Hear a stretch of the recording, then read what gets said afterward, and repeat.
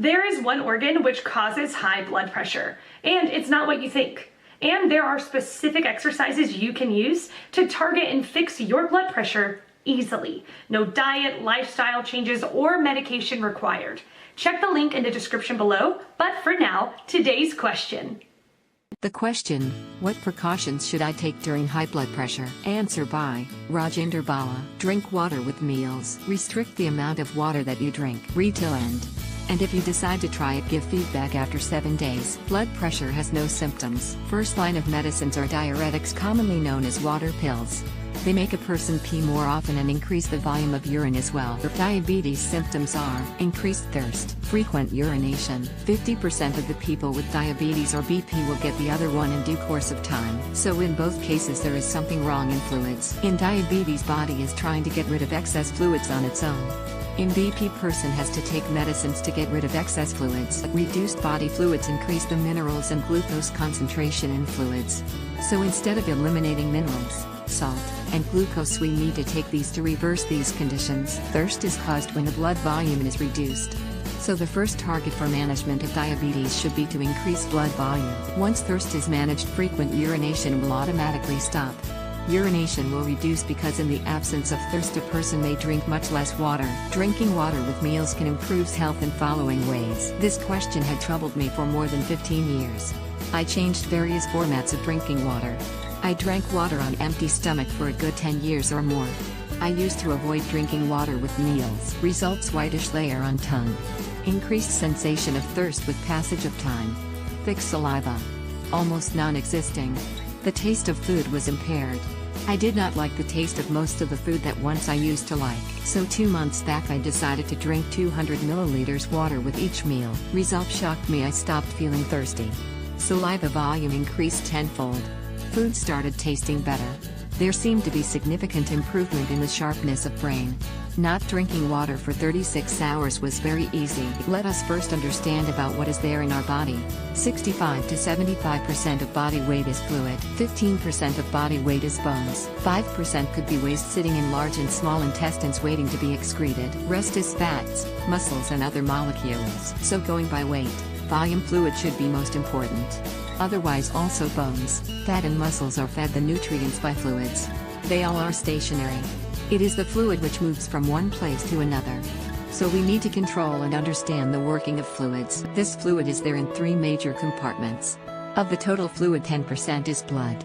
Rest of 90% fluid is there in cells and in space between cells. Blood, 10% of total fluid, feeds the nutrients to rest of 90% fluids. Think what will happen if the 90% of the fluids fall short of minerals and carbs. Now understand that almost 70% of the minerals and carbs are manufactured in the body itself with the help of other minerals and enzymes. Think again, if there is shortage of blood glucose in 90% of the fluids, the body will raise glucose in the blood by assigning top priority to convert everything into glucose. Glucose is the single most important nutrient needed in our body.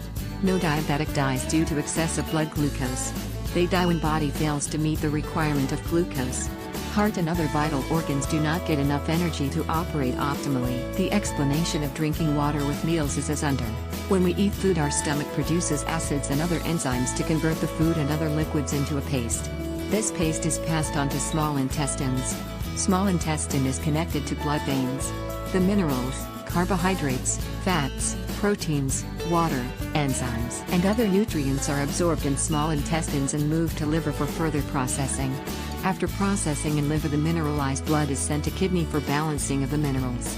Any minerals found to be out of correct proportions are filtered out. The first benefit of this will be that blood volume will increase as more fluids will be absorbed with minerals because of more water content in the food. When we drink water on empty stomach or after more than 10 minutes after a meal, there may not be any fluid absorption in the absence of acids in small intestine or when water is taken on empty stomach. So drinking water with meals should help cure varicose veins problem. It should also help improve the skin. It should remove the dark eye spots and improve eyesight. It can improve cataract as well. It can prevent prostate cancer as well. There are 1,000s of possibilities. But I remember very clearly that when I increased my water intake and started drinking on empty stomach, all the health problems were cured in less than 10 days. Same result I saw with lot of other people also. That is an indication that drinking water on empty stomach is meant to remove metabolic toxins.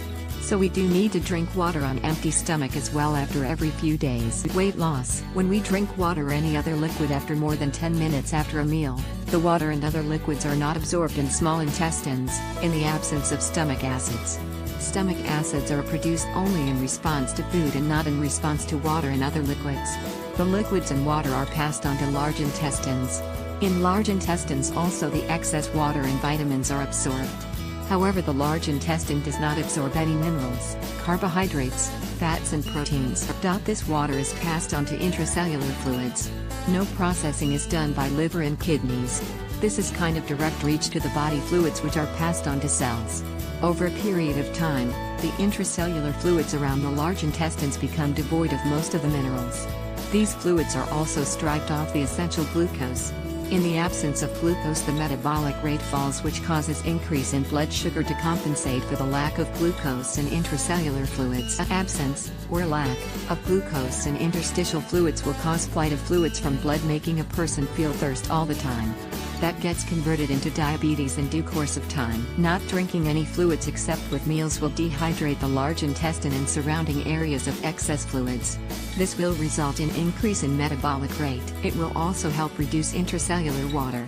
Average total intracellular fluid makes up about 30 to 50 liters of fluid.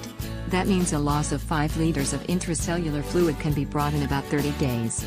That is the fastest and safest weight loss that is possible. The excess water reaching in large intestine is the cause for prostate problems. Read my blog for detailed explanation about the role of fluids in our body. My blog in brief. Chronic mineral imbalance in blood leads to low metabolic rate, resulting in aging and age-related diseases like blood sugar, blood pressure and heart disease, etc. To correct mineral imbalance, do hydration-dehydration cycles, and to increase resting metabolic rate, do walking and rest routines as detailed on my blog. Read my blog for more details or watch my YouTube videos at Rajinder Bala. To increase resting metabolic rate, RMR, do the following. Walk for 5 minutes at easy pace within your home in the morning. After walking, rest for 510 minutes in bed. Repeat the above 3 times in the morning, afternoon, evening and at night before sleeping.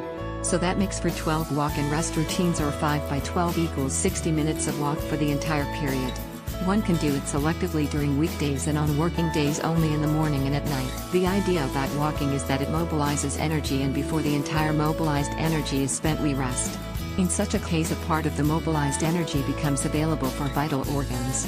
Doing walking and rest routines takes care of aging-related diseases as well. Hydration-dehydration cycles. Day 1 to 5, drink 150 plus 200 milliliter water with every meal.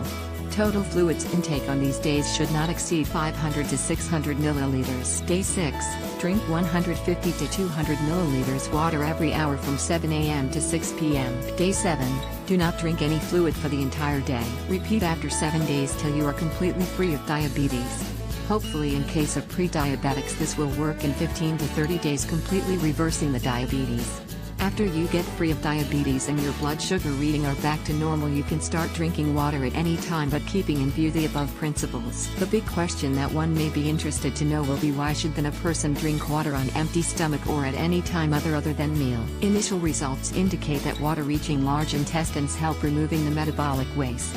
So that is also equally important. Sugar, food, etc. has no bearing on diabetes and blood sugar management. 1 to 2 persons have reported reversal of diabetes in less than 10 days. Also read my blog for detailed explanation of how the above steps ensure perfect health. Feedback will help a lot of people out there. Answer by Angela Punis. Australian adults are recommended to consume less than 4 grams salt, equivalent to 1,600 milligrams sodium, with 6 grams salt, equivalent to 2,300 milligrams of sodium, the maximum daily upper limit.